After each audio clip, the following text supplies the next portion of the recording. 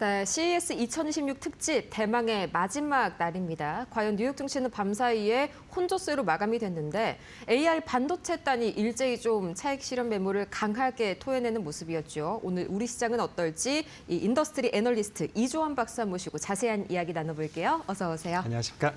네, 우선 코스피 우리 시장 이야기부터 살짝 한번 분석해보고 가도록 하겠습니다.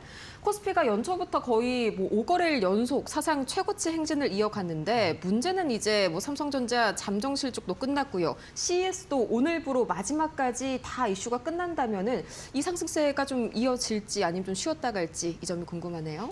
아직도 1월 말에는 하이닉스 실적 발표도 한 번 더 있으니까. 한 번 더 있네요. 네. 그때까지 또 삼성전자보다 또 얼마나 더 잘했을까라는 기대감이 있으니까 네. 여전히 사실은 심리적으로는 무너지진 않을 거라 생각되고 있고. 다행이네요. 그리고 작년 말에 외국인들이 조금 조종을 했었잖아요. 네. 약간 매도를 했었고. 그래서 연초에는 좀 강세장이 있을 거라고 예상을 했던 부분이 있습니다. 특히 외국인 매수세가 있을 것 같았는데 네. 근데 결국에는 이제 좀 더 올라갈 여지는 충분히 있다고 생각을 하고 있고요. 아. 유동성도 여전히 살아있고 심리도 네. 살아있고 다만 이제 이것들이 유동성과 심리에 의존해서 올라가는 장이다 보니까 그렇죠. 이게 언제 그러면 약세로 돌아설지에 대해서는 전문가들도 의견이 많이 분분한 상태인데 전반적으로는 상고하저를 말씀하시는 것 같아요. 네, 상고하저가 아직까지는 좀 주된 의견이다. 물론 유동성 장세라고 하면은 실적도 좀 뒷받침을 잘 해줘야겠죠. SK하이닉스의 실적이 더욱더 주목이 되는 그런 이유인 것 같습니다. 이제 SK하이닉스 이야기가 나와서 말인데요. 제가 오시는 분들마다 다 한 번씩 좀 의견을 여쭙고 있거든요.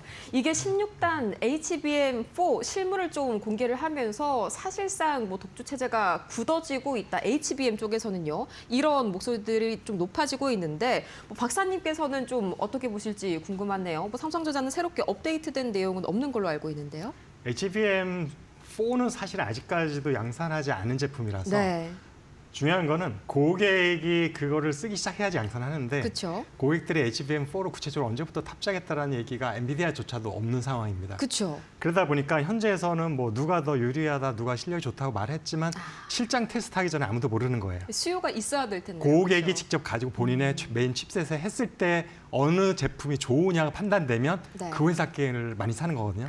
그러니까 현재로서는 우리가 메모리 3사 중에 누가 HBM4에서 우세할 건지는 예측할 수 없는 게 맞고요. 네. 그러면 그 현재 양산하고 있는 모델에 대해서 여전히 하이닉스가 우위이긴 한데 한 가지 변수는 만약에 중국에 정말 H200 모델을 판매가 허용되고 네. 실제로 판매가 이루어진다고 하면 제가 볼 때 SK 하이닉스는 HBM을 증설하는 게 한도가 있지만 삼성전자는 현재 점유율이 많이 낮아져 있어서 네. 캐파 여유가 있는 것으로 알고 있습니다. 아오. 그러다 보면은 삼성전자 쪽에 물량이 더 많이 가져갈 가능성이 그쵸? 있습니다. 그래서 지금 HBM4는 아직은 모르겠다. 시기가 좀 이르다. 근데 HBM3E는 어쩌면 중국 효과가 삼성전자가 수혜를 볼 수도 있지 않을까.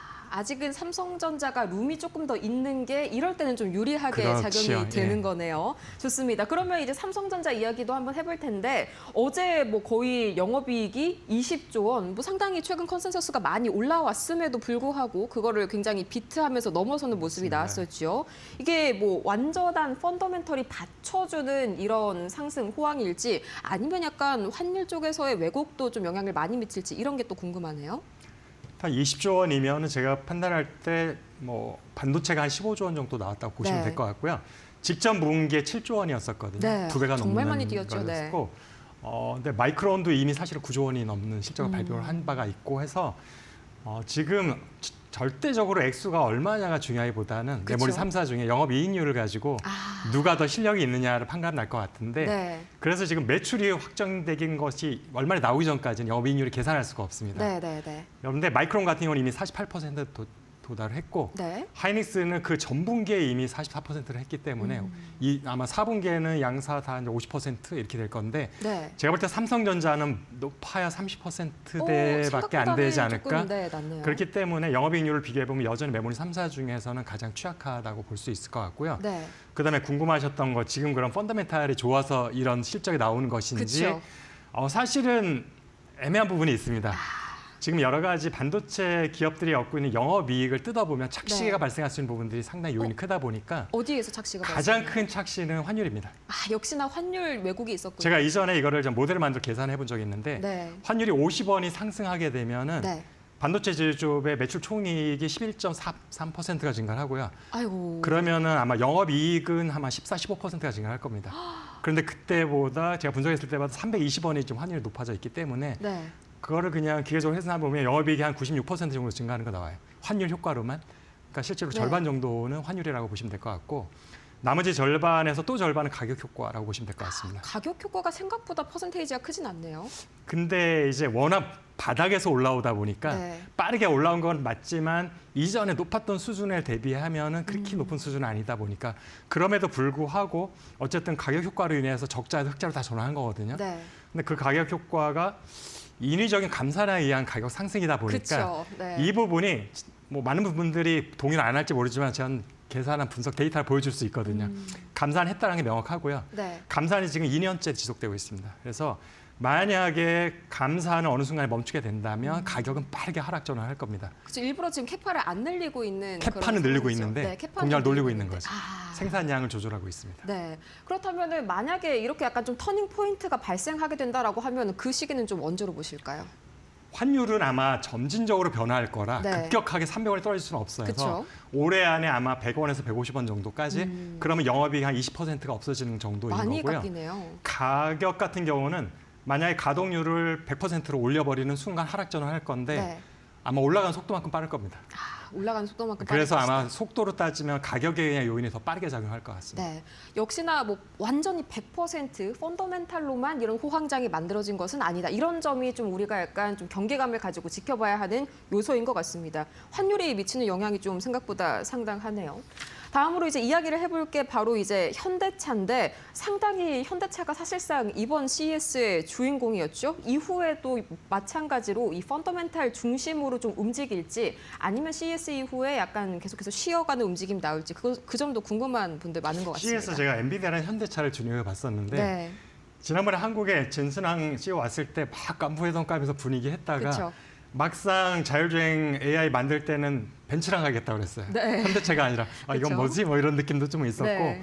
현대차 입장에서 또 발표했던 것은 구글 제미나이를 탑재해가지고 로보틱스를 하겠다고 해서 제가 볼 때에 제미나이를 선택한 것도 최근에 보면은 챗GPT를 만든 오픈 AI 거보다 더 좋은 성능 나오고 있다라는 테스트 결과가 나오고 있어서 제미나이를 파트너로 한 것도 나쁘지 않은 선택이었다는 생각이 되고 있고요. 그래서 아마 현대차가 얼마나 로드 데이터를 많이 제공해 줄 수 있느냐에 따라서 네. 테슬라를 앞설 수 있는 자율주행 시스템이 나올 것인지 여부가 결정될 것 같고 네. 엔비디아 같은 경우는 파트너는 벤츠가 워낙 자율주행 차가 없어요. 아, 전 세계 그런 돌아다니는 면도 차량 있었겠군요. 같아서 네. 그래서 이게 과연 웨이모, 구글 웨이모나 테슬라나 현대차랑 비교했을 때 로드 데이터를 엔비디아가 확보할 수 있을까라는 의구심이 좀 들긴 합니다. 그죠. 사실상 이 데이터 확보 싸움이 이제 자율주행차에서는 핵심이지 않습니까? 테슬라도 그 부분에 좀 발목을 많이 잡혔었고, 그렇죠. 그쵸. 웨이모도 그 부분에 있어서 상당히 좀 레이더 쪽에서 약점이 많이 있었고요. 그 부분을 좀 특히 집중해서 보셔야 될 것 같습니다. 이제 이어서 반도체 이야기도 한번 해보도록 할 텐데, 이 사실 중국 정부가요 계속해서 H200 칩을 선뜻 드리려고 안 하는 것 같아요. 밤사이에도 계속해서 좀 노이즈들이 왔다 갔다 합니다. 이 부분에 대해서는 좀 단기적으로 1분기 내에 좀 재개가 될 수 있다라고 보실까요? 4월 달에 미중 정상회담이 있잖아요. 네. 그 전에 뭔가 메시지가 나올 것 같고요. 아, 지금은 제가 볼 때 분기점이 밀당을 네. 하는 것 같아요. 네. 내가 H200 허용해 줄 테니까 미국한테 더 많은 양보를 요구하는 거죠. 그래서 지금 보면은 미국하고 중국은 지금 4월 정상회담에 모든 게 포커스가 맞춰져서 그때 네. 유리한 삿발을 잡기 위해서 그러다 보니까 대만, 일본, 한국 같은 기업들은 관심이 없어요. 그래서 얘네들은 그쵸. 좀 손해를 보더라도 상대방 미국은 중국한테, 중국은 미국한테 좀 더 잘 보이기 위한 스탠스를 취하고 있어서 그 중에 하나가 H200이 하나의 이제 카드인 거죠. 네. 그래서 아마 4월이 되기 직전까지도 계속 이걸 가지고 유리한 고지를 잡기 위해서 삿바싸움이 될 것 같고 결과적으로는 허용 쪽으로 갈 것 같습니다. 아, 결과적으로. 결과적으로 허용이 네. 가는데 지금도 보면 조건부 허용적인 걸로 나오고 있는데 그렇죠. 제가 볼 땐 최종적으로 해도 조건부로 갈 것 같긴 해요. 그래야 자국의 AI 산업을 키우면서도 또한 당장 빅테크 기업들이 필요한 고성능 칩은 확보할 수 있는 두 마리 토끼를 잡을 네. 수 있기 때문에 결국에는 조건부 쪽으로 최종 가닥이 잡히지 않을까라고 생각을 하고 있습니다. 아, 조건부 허용 쪽으로 좀 가닥이 잡힐 것이다. 그러면은 최근에 이런 H200 관련 노이즈들이 있어도 우리 기업들은 큰 영향을 안 받는 것 같더라고요. 당분간도 좀 이렇게 독립적인 움직임을 보여줄 그럴 반도체 투톱일까요? 어차피 중국 쪽 수요는 생각하지 않고 그동안에 실적이 나왔던 거잖아요. 네. 그러니까 없었던 실적이 생기는 거니까 생기면 플러스 알파니까 땡큐지만 있으면 좋고. 그게 애초에 우리의 전략이나 경영 전략에 있었던 팩터는 아니에요. 네. 그러다 보니까 그다지 신경을 안 쓰는 부분일 수도 있는 거죠. 있으면 좋지만 없어도 큰 문제는 없다라는 게 일단 네. 아직까지는 미국 기업들의 주요 고객이라고 생각을 하고 있는 거죠. 그 부분은 좀 안심이 됩니다. 이제 결국에 시장의 키는 좀 엔비디아가 쥐고 있다 이렇게 생각을 해보면 될 텐데 사실 뭐 CES에서 뭐 차세대 칩 루빈이 뭐 양산을 시작을 했다 이런 다양한 이야기들이 나왔지만 차트상으로 보자면 CES 내내 좀 하락세가 이어진 엔비디아였거든요. 왜 이렇게 좀 된 건지 박사님께서는 어떻게 판단해 주실까요? 결국은 엔비디아 주가와 연결되어 있는 거는 고객사들이 얼마나 많은 칩을 사줄 거고 결국은 빅테크 기업들과 클라우드 기업들이 올해 KPX 투자를 얼마나 늘릴 거냐는 부분인데 결국엔 KPX 증가율이 점점 낮아질 수밖에 없는 게 현실인 거고요. 네. 올해까지는 아마 높을 가능성이 있을 것 같아요. 근데 결국에는 내년이 됐을 때는 한 자릿수가 될 수도 있고 마이너스가 될 수도 그렇죠. 있는 상황이 예상이 되고 있다 보니까 지금 보면 엔비디아의 여러 가지 움직임을 보면 옛날에는 우리 맛집 보면은 진짜 네. 맛집은 메뉴가 하나밖에 없어요. 근데 그 집에 메뉴가 많아지기 시작하면 장사 안 된다는 얘기인데 지금 엔비디아가 조금 그런 모습이죠. 그렇죠. 뭔가 솔루션도 지금 건드리고 자율주행도 건드리고 로보틱스 건드리고 이것저것 많이 이것저것 하긴 한다는 하는데. 얘기는 그냥 이전과 같은 GPU 하나만 가지고 먹고 살기 힘들어졌다는 걸 스스로도 인지를 하고 있는 거라서 이런 것들이 아마 투자자 가운데 특히 미국 기관 투자자나 월가 분들은 저보다도 더 영민하게 분석을 할 그쵸. 거잖아요. 네. 그런 것들도 어느 정도는 반영이 되고 있다고 보시면 될 것 같습니다. 근데 요새 이런 말도 있더라고요. 이제 AI 하드웨어에서 소프트웨어 쪽으로 이제 본격적으로 승기가 이동한다 이런 말이 있던데 박사님께서는 이 부분에 대해서 어떻게 봐주실까요? 제가 12월 초부터 이걸 굉장히 많이 얘기했어요. 고속도로 네. 건설론으로 하면서 네. 이제 건설 기간에는 엔비디아 하이닉스 돈을 벌지만 건설이 끝나고 토익연을 받아들이는 빅테크 기업들 돈을 버는데 그 시기가 2027년부터 원년이다. 2017년이요. 27년 5년 아니고 내년이죠. 올해까지는 건설 기간이니까 빅테크 기업 돈을 못 벌어도 용인해 줄 수 있지만 2027년이 됐는데 돈을 못 벌면 경영진이 교체되는 카드가 나올 수밖에 없어서 이제 묻지마 투자는 할 수 없을 것이다. 더 이상. 네. 그런 것도 있고 또 하나는 어쨌든 돈을 벌기 시작하는 게 이제 내년부터니까 누군가는 그쵸. 돈을 벌지 않을까? 그래서 옥석을 잘 가리는 투자 필요하고 이제 하드웨어에서 소프트웨어 쪽으로 미리 투자 대상을 바꾸는 전략. 네. 그래서 이미 보면 워렌 버핏도 바꿨고 손정희도 다 소프트웨어 쪽으로 교환 그게 거기서 나온 결정했거든요. 거네요. 네. 그리고 제가 12월에 그 얘기를 하고 나서 한 주 뒤에 그분들이 투자를 바꿨고요. 네. 그 후로부터 구글의 서학개미들의 투자가 몇 조 원이 몰리는 상황이 벌써 있어요. 왜냐하면 오늘도 제가 굉장히 가장 뜨거웠죠. 네. 돈 버는 애들이 몇 개 없을 텐데 네. 그나마 벌 가능성이 높은 게 제가 구글하고 마이크로소프트라고 얘기를 해줬거든요. 구글과 마이크로소프트. 그래서 아마 구글 쪽에 투자가 몰렸던 것 같습니다. 네, 밤사이에 그러면 구글이 이제 애플을 이기고 2위로 올랐었지 2위로 않습니까? 올랐었습니다. 그것도 예. 약간 여기서 이유를 찾을 수가 있겠네요. 그럴 수 있습니다. 애플 같은 경우 결국에는 하드웨어가 메인으로 매출이 발생하는 거다 그쵸. 보니까 근데 스마트폰 판매는 계속 부진한 상태잖아요.